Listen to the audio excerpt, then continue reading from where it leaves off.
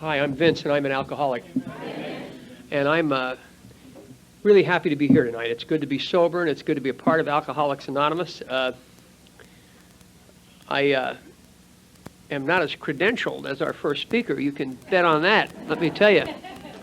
I am not, well, I'm not 91. I suppose that, you know.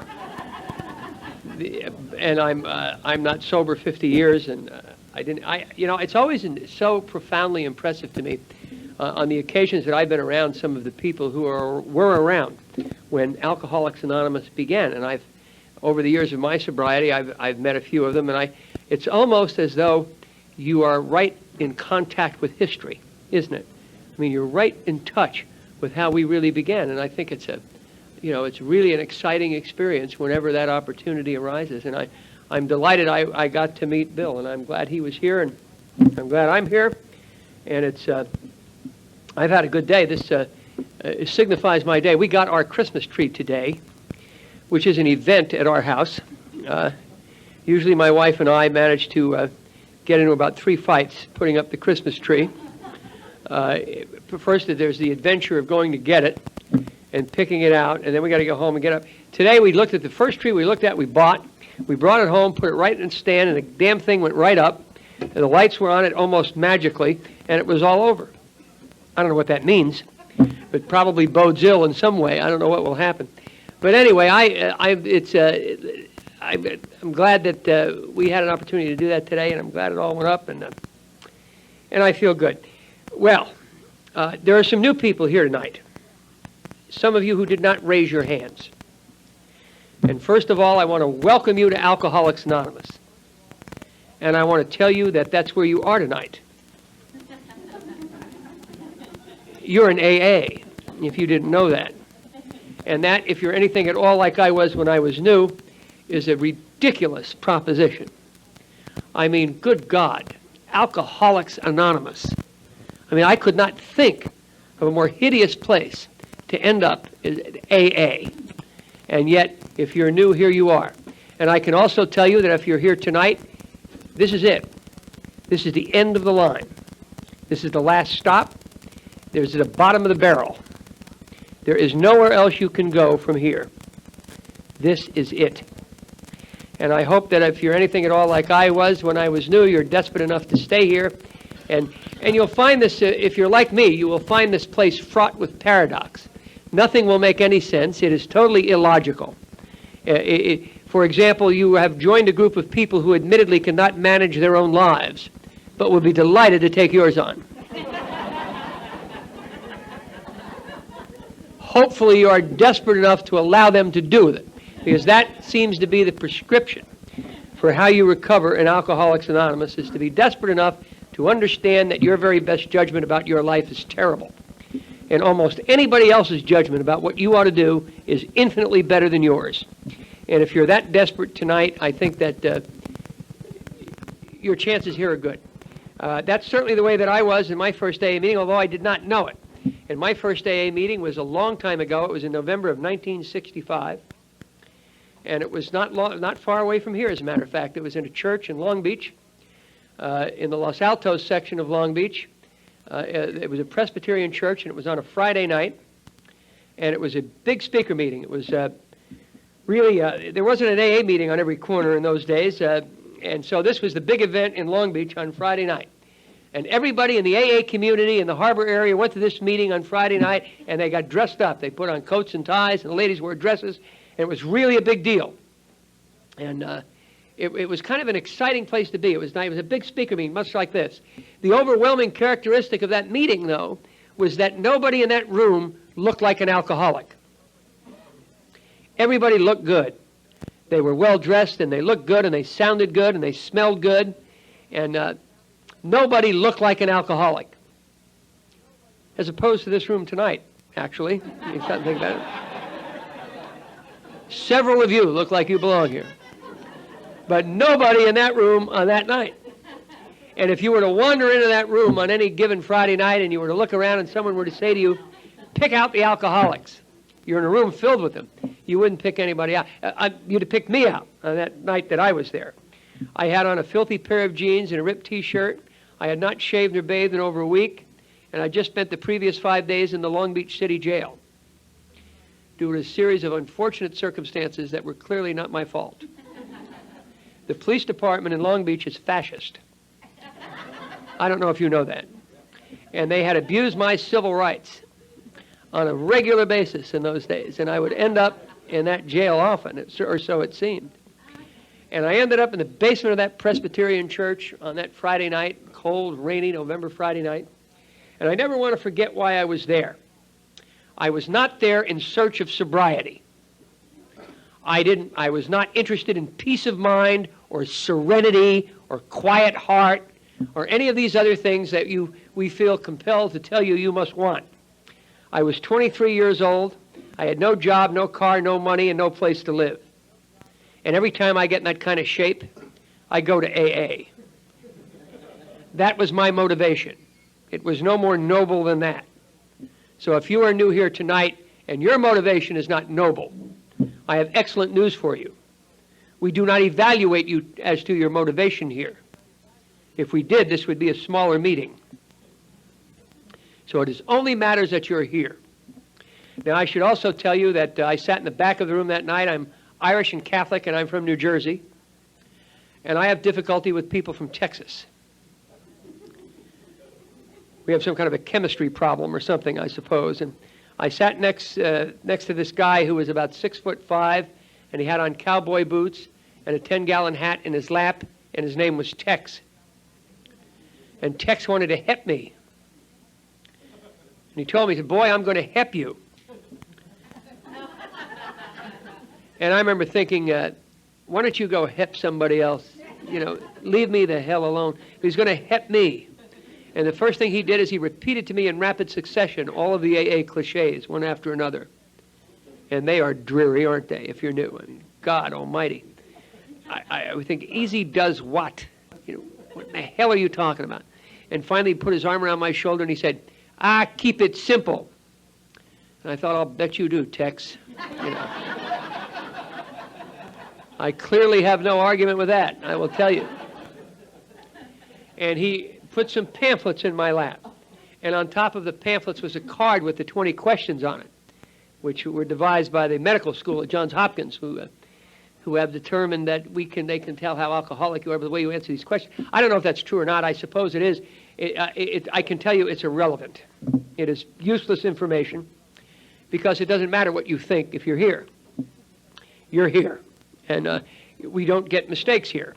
But anyway, in those days, today the treatment apparatus has people coming into AA, and I think it's great. That's wonderful. But in those days, there was no such thing. So old-timers spent an inordinate amount of time trying to convince you that you were alcoholic.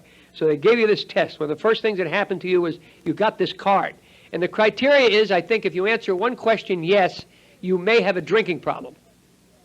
If you answer 2 questions yes, you do have a drinking problem. 3 or more, and you are an alcoholic.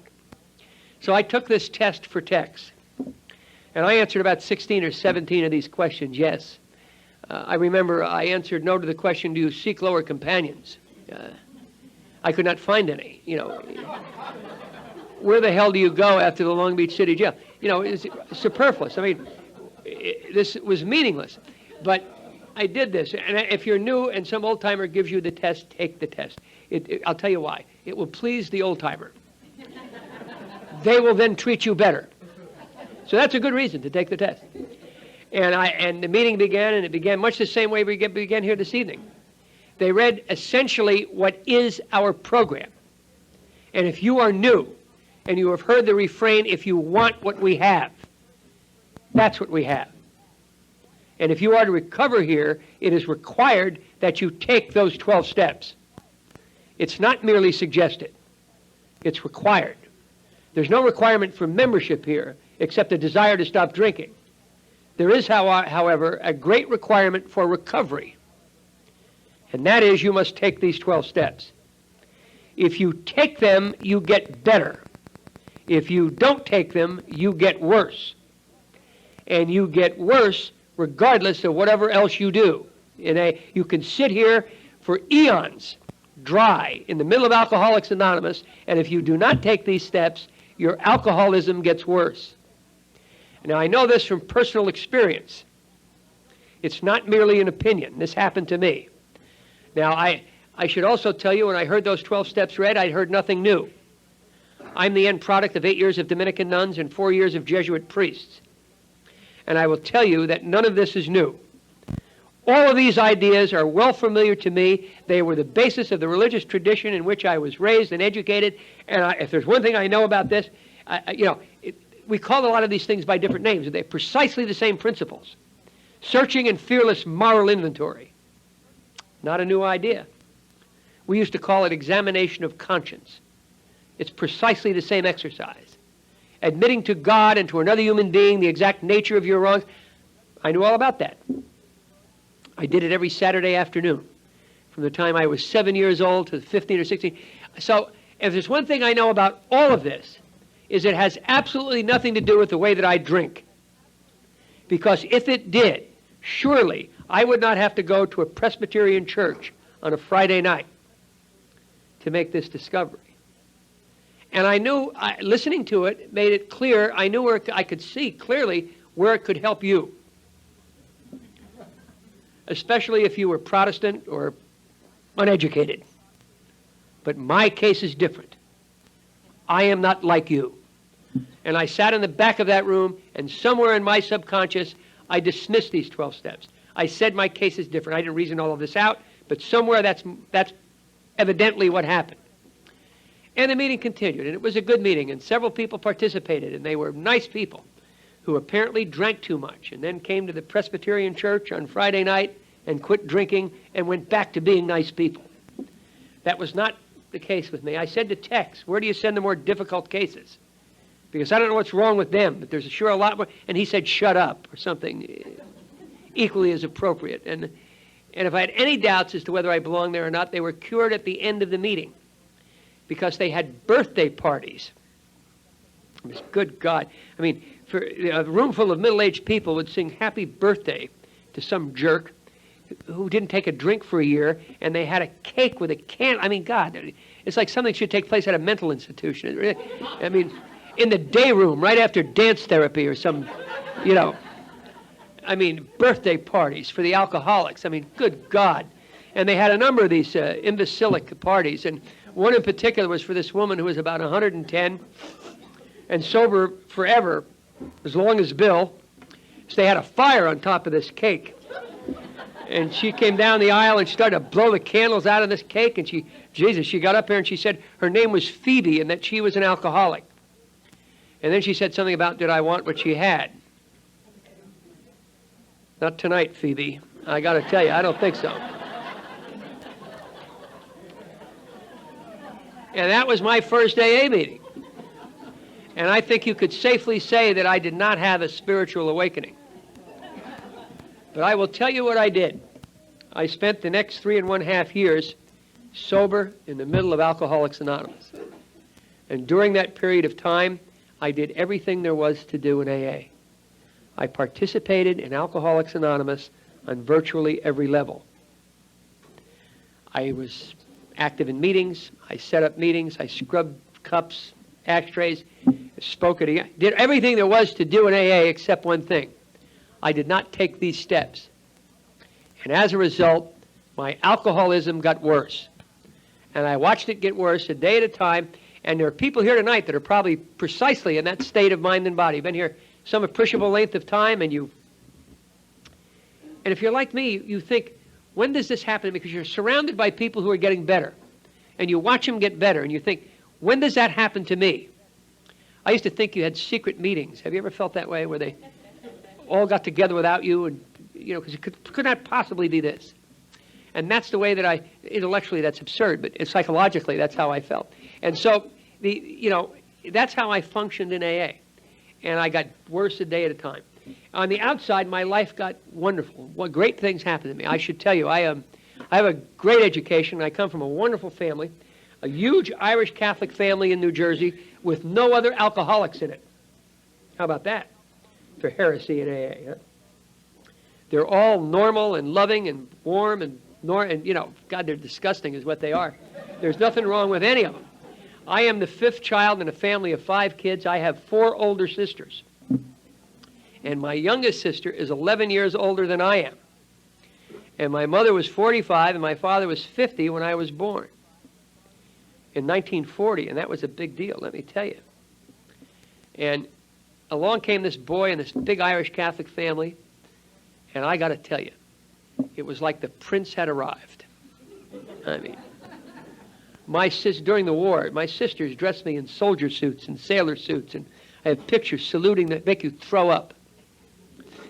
They took me on dates with them. They took me to work with them. I mean, it was just, you know, to school with them. I was just, that's the way.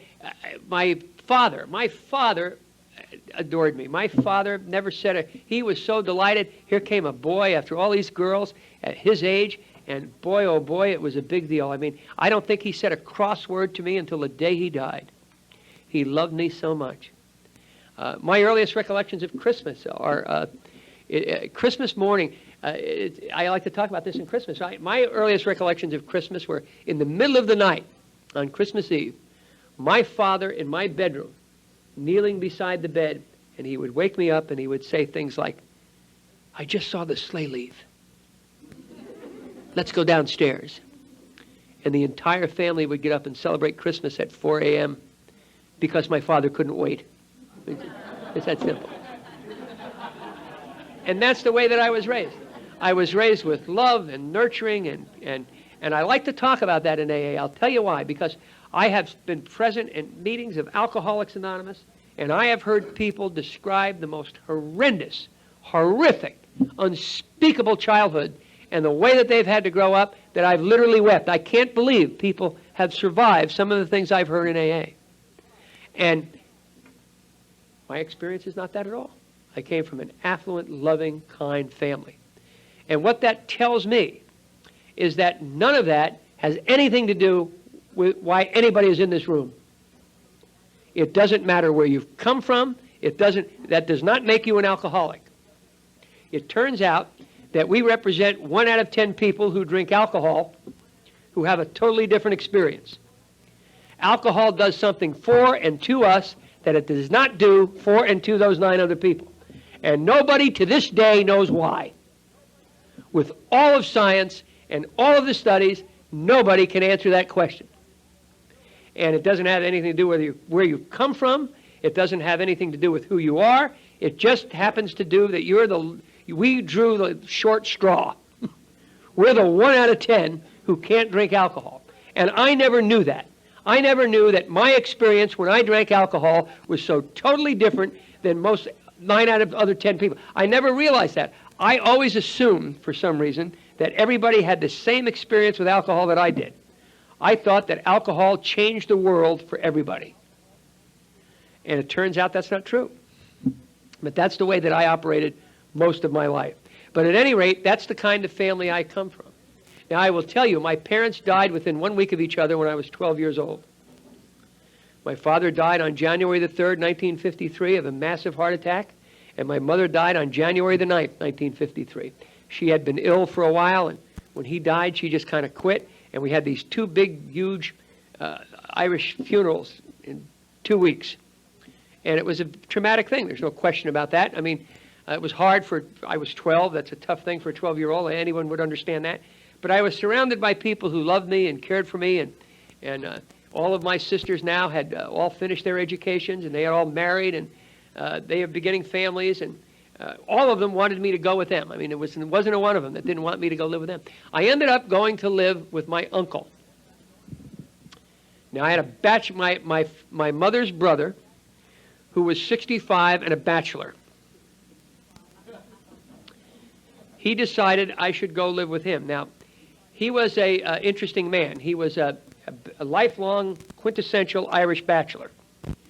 He was also a politician in the state of New Jersey. He was mayor of Jersey City, New Jersey for 27 consecutive years. He was state chairman of the Democratic Party, and he was right out of a novel. I mean, he was never married. He went to Mass and Communion every day of his life, and politics was his life. And he decided that I should live with him, and he was going to undertake my education and see to it that I was educated and taken care of.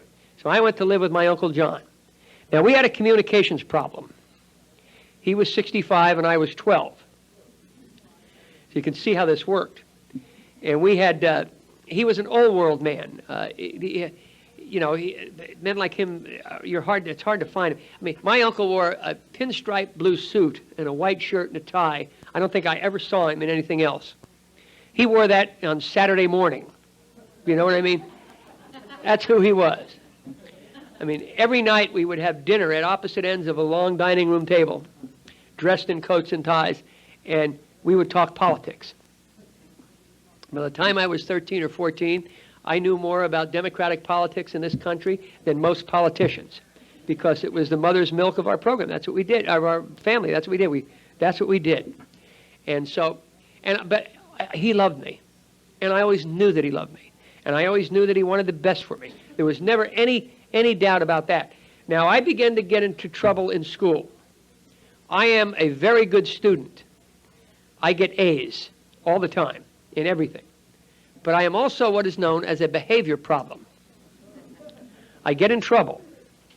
I don't mean to get in trouble, but I just seem to get in trouble. And by the time I'm in high school, I'm in 4 different Jesuit prep schools. I went to a new one every year because I was thrown out of the one I was in and invited not to come back, and my family would get me into another one. And in my senior year, I was due to graduate #1 in my class, which was really quite an honor, and give the address at graduation. Except I didn't get to do that. I got drunk and stole a priest's car and went joyriding in May, and graduation was in June, and they told me, not only will you not get to give the address at graduation, we don't want you to come to graduation. Don't even come. As a matter of fact, if we ever have a reunion, don't come to that either. You stay away. And they mailed me my high school diploma, and I went on to college. Now, I went to college in upstate New York, Ithaca, New York. A very good university, one of the best in the country. And I spent every semester of undergrad school on disciplinary probation in the 60s. I don't know if you know how hard that was. They were burning the campuses down in the 60s, and I'm in trouble for being drunk. I mean, it's incongruous. And I passed out in snowbanks in February in Ithaca, New York, in cars, passed out drunk. You could freeze to death in Ithaca, New York in February. They used to call the rescue squad to come and revive. It happened twice. I came out of a blackout in a sorority house one morning at 5 a.m. in this young lady's room with the house mother standing over the bed. I don't know what I was doing there. I suppose she needed to be tutored. I don't know. But at any rate, that's the kind of stuff that happened to me. In the middle of my senior year at Cornell, I got into an argument with my uncle over money, and I quit school and joined the United States Navy as an enlisted man. Now, I left an Ivy League university in mid-semester of my senior year with a 3.8 GPA in biochemistry, on track to go to medical school to join the Navy as an enlisted man. I was really a very bright kid. And I joined the Navy, and they sent me to Great Lakes, Illinois, to Naval Hospital course, because I was going to go to medical school. And I had applied to several by that time and was tentatively accepted at a couple, but I got drunk and quit school and joined the Navy. And they sent me to Great Lakes, Illinois, and they sent me to Naval Hospital Corps School. So I became a Navy corpsman before I even sobered up. I was in school in Great Lakes, and I did very well in that school. I graduated #1 in the class, and they sent me to a more advanced medical school where they train corpsmen that go on destroyers and small ships where they don't have doctors. It's a more sophisticated medical training, and I did very well in that school. Then they sent me to medical administration school to teach me medical administration. Well, first 2 years in the Navy, all I did is go to school. Did very well. And then they commissioned me an officer. They made me an ensign in the Medical Service Corps, and they attached me to the Marine Corps on Okinawa, which was a hell of a thing, let me tell you. I was attached to the 3rd Marine Division, the 5th Marines on Okinawa, and I got there and reported to the 5th Marines, and they didn't know what to do with me. I was a medical administrative officer, and they had no job for me, so they put me in an officers' club at the northern end of the island and forgot about me. And I forgot about them. I will tell you, it was mutual. And what I did was I would get up every day and report to the cocktail lounge of this officers club at noon and drink Hagen Pinch. at 60 cents a pop, which is really not bad. And that's what I did. And pretty soon they put another guy up there. He was a surgeon out of Temple University, a thoracic surgeon, and he was a bad drunk, and they didn't want him around patients. So they put him up in this officers' club, and he and I bonded. We became, brothers. And we both got up every day and reported to the cocktail lounge of this officers' club, and we drank. That's what we did. And they forgot about both of us, and we kind of forgot. We forgot we were in the military. Really, we grew beards and wore shorts, and at one point lost track of all our uniforms. Couldn't find them. We would drink all day in the O Club, and then go out in the villages at night, and it was really not bad. And then the regimental commander of the 5th Marines threw a dinner party one time, and all of the officers in his command had to go to this party, and so we had to scrounge up uniforms and get cleaned up and show up at the colonel's residence for this party, and we did. And he looked around and he looked at us and he said to his adjutant, he said, "Who the hell are those guys?" He said, "There's 2 officers in my command. I've never even met them. I don't know who they are." And so he said, "What do they do?" And nobody could tell him, so he said, "Give them a job." So they gave us a job. We were put to work. We were put in charge of venereal disease control for the island of Okinawa. What we did was these Marines would catch hideous venereal disease. They would catch syphilis and gonorrhea and lymphogranuloma venereal. They'd catch venereal disease that you only saw in textbooks. And in Marines, as it turned out, the only 2 places they existed, I think. And our job was to go out into the villages, into the bars where they got it, and find the young ladies in question. And this is very tawdry, isn't it? But it's what happened. And we would inject them with biocillin or whatever, and so they could no longer spread the good cheer. And this was our job. And we had this awesome power. We could quarantine these bars, close them up. And they knew that. So when they would see us coming, we would ride all over Okinawa in a Jeep. And they would see us coming and they would set up the scotch. So we would drink for free all over Okinawa. And we never closed one bar. We just drank for free. And it was a very, you had to walk a fine, well, I wouldn't say that. I was going to say you didn't want to drink too much in these bars because you knew why you were there. You didn't want the girls to start looking good to you, so you had to watch what you did. You walked a fine line. But anyway, our tour of duty came up, and we both came back to the United States, and he went back to Temple University and finished his residency in cardiovascular surgery, and he is now a cardiovascular surgeon in Philadelphia. And as far as I know, he's not yet been to AA. So I guess if you need a bypass, you stay the hell out of Philadelphia. Moral to that story. I went back up to Cornell, and I finished my undergrad school. I got my degree, and got tentatively accepted at a couple of very good med schools, except with the proviso that I had social problems.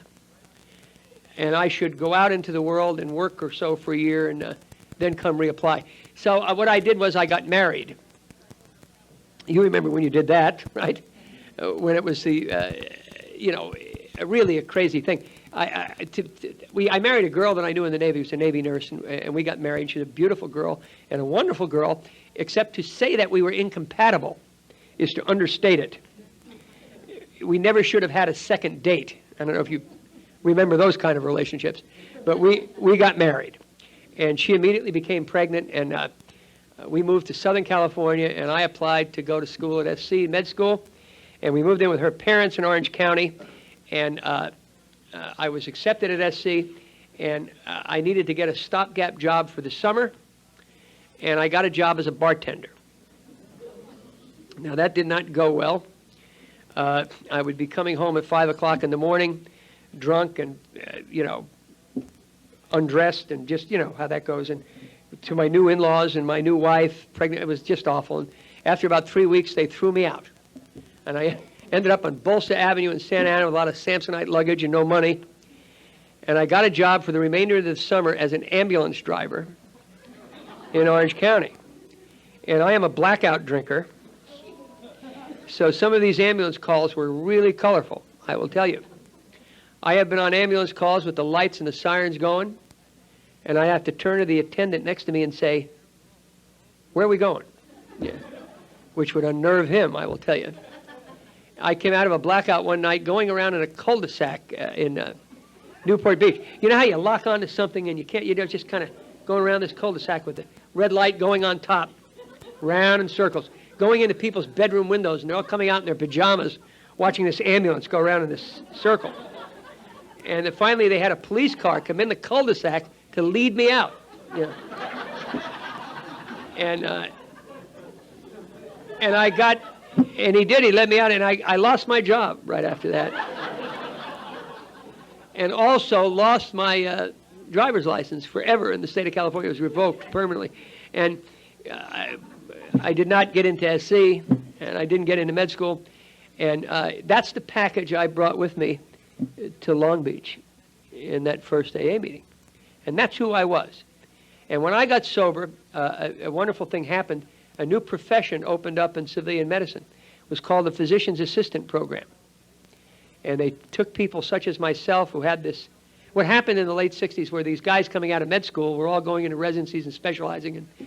And there weren't enough guys doing primary medicine in the emergency rooms. It was hard to staff the ERs. So they took people such as myself and created a whole new profession called Physician's Assistant. And we became the first PAs. And I became the third licensed PA in the state of California. And I went to work in an emergency room nights in East LA. Right over here in Huntington Park. It was really, I was the night guy in that emergency room, and it was really, we had the city contract, county contract, so we got the shootings and the stabbings and the industrial trauma from Kaiser Steel and all these places, all came in this emergency room. And here I was in AA with newfound sobriety. I met another girl, the daughter of a longtime sober AA member, beautiful girl. We fell in love. We got married. She went to Al-Anon. I mean, everything was just going to be great. And I was in on the ground floor of this new profession and paid a lot of money. And it was just great. And I was sober in AA. But I had not taken these steps. And there was no spiritual recovery in my life at all. And I would go into this emergency room at night. And I would get depressed. Very depressed. And I don't have a program. But I have an excellent medical education. So I know how to take care of depression. 15 milligram spansules of dexedrine work very well. And before I was through with those, I was taking 6 or 7 of them a day. And I don't know if you're familiar with amphetamine abuse. But that's got you moving right along, I'll tell you, boy. Whatever you're doing, it will be in a hurry. But the problem with that is, long about the 4th or 5th day when you've not slept nor eaten and your hair stands up on end like that, eyes dilate over here like this, and you show up in the emergency room to help the sick, it looks bad.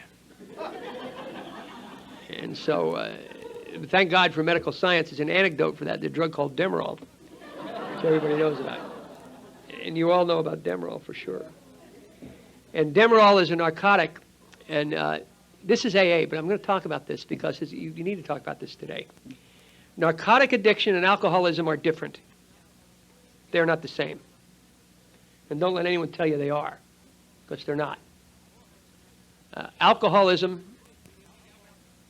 comes from alcohol. And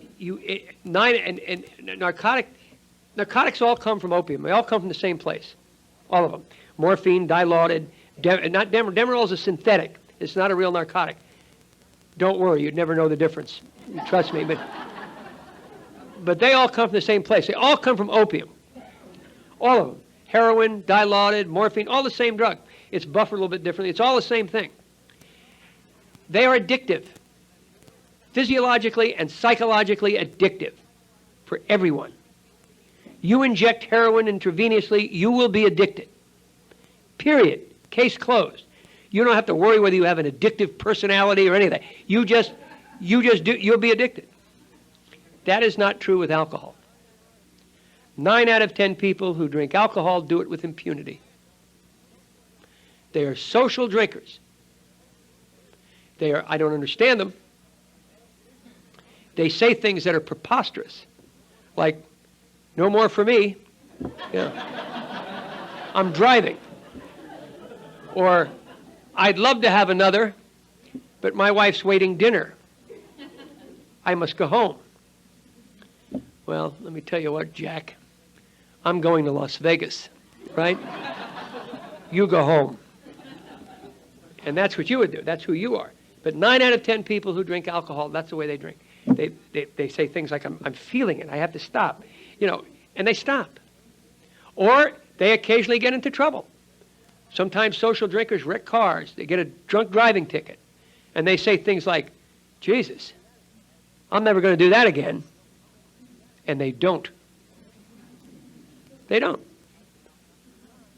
That's not you and I, but that is them.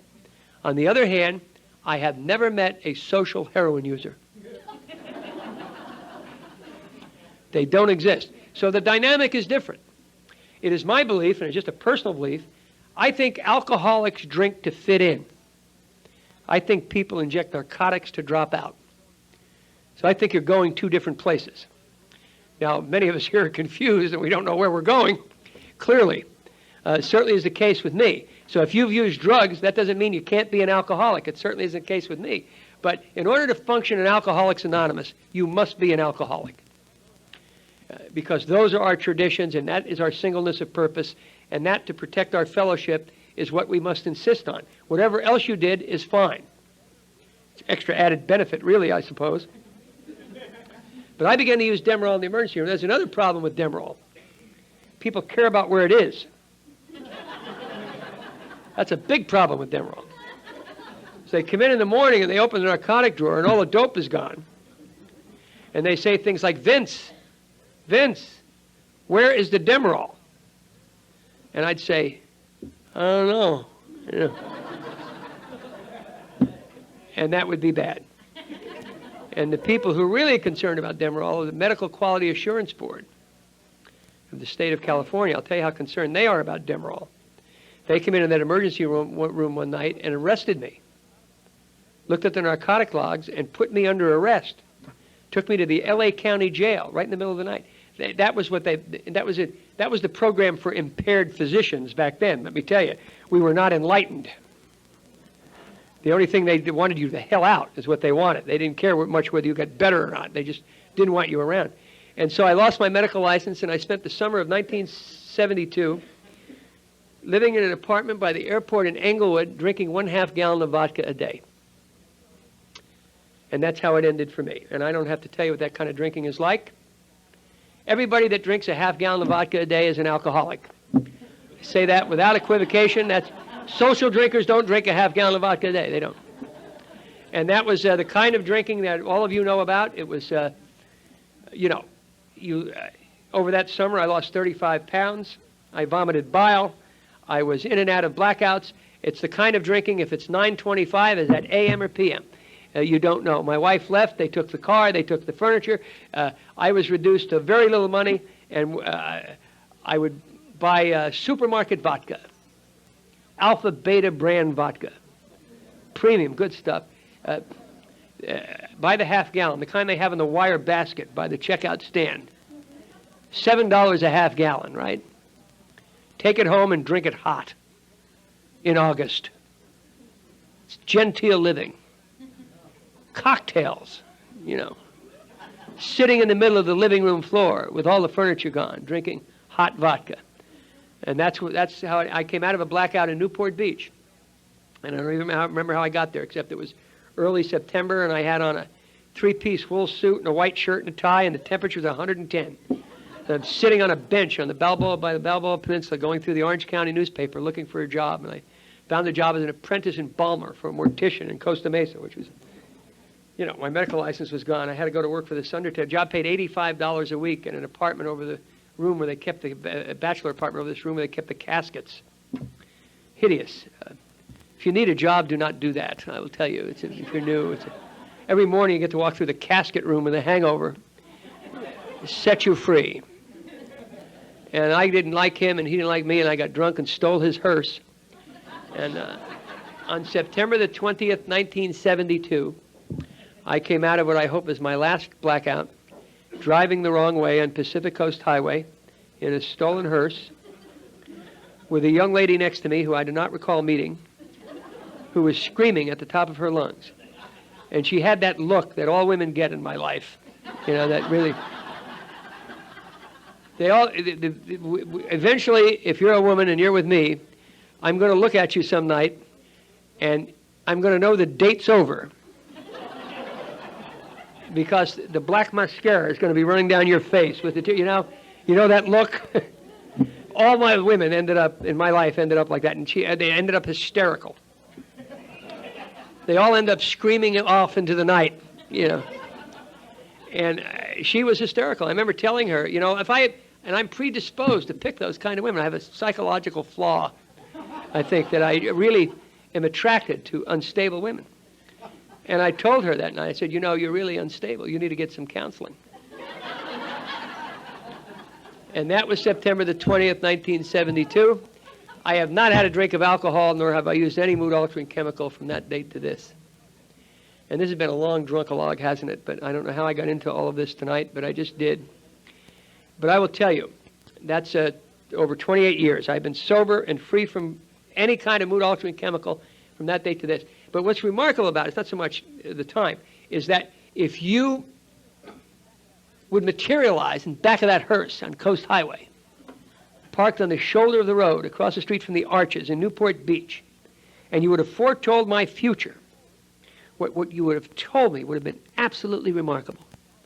You would have said, today you're going back to AA.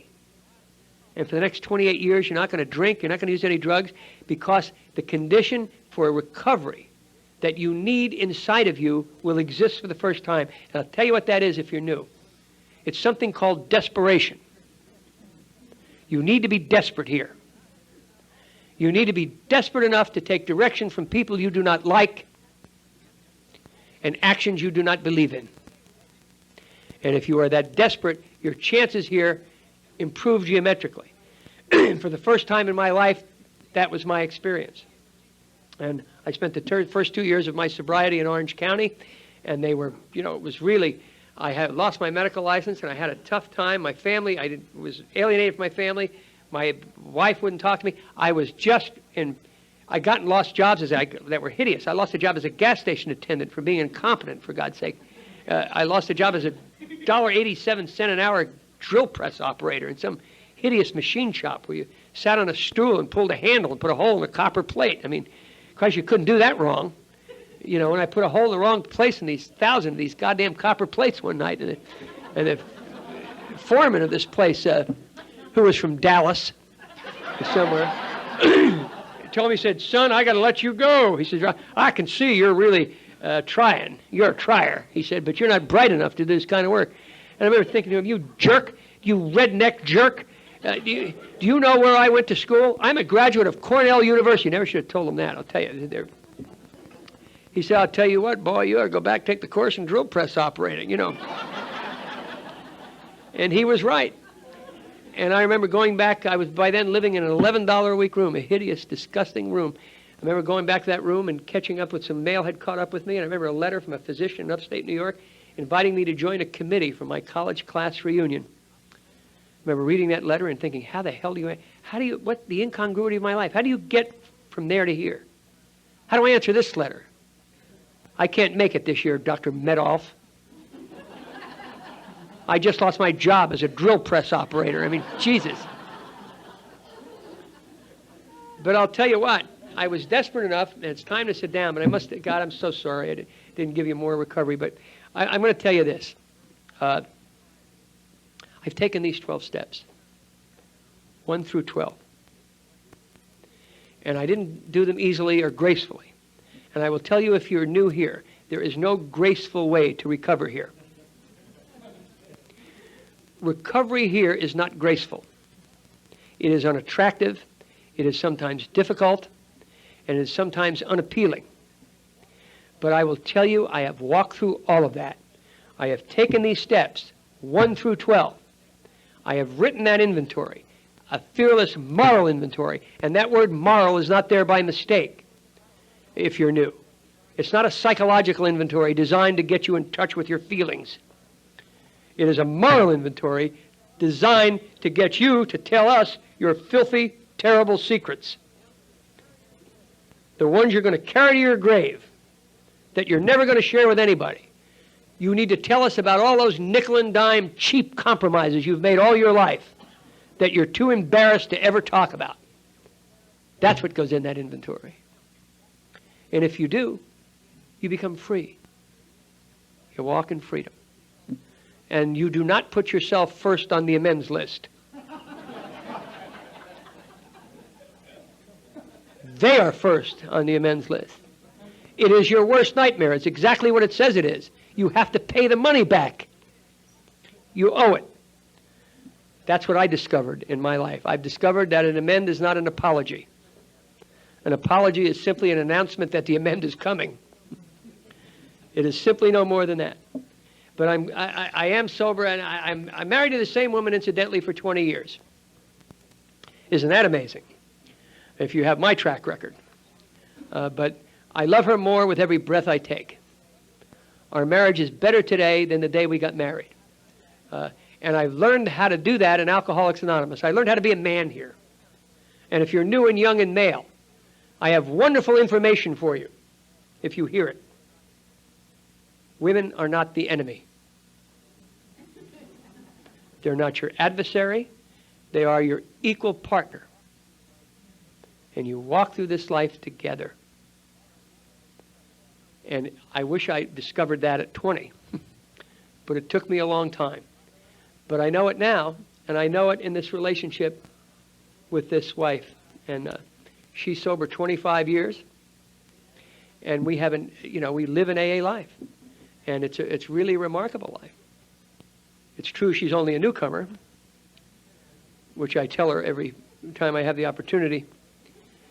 But we today got a Christmas tree, and we have, our family is good. So I guess, I didn't give you a lot of sobriety here tonight, but if you want me to, I'll come back next year, and we won't talk about drunk-alcoholic. Thanks a lot.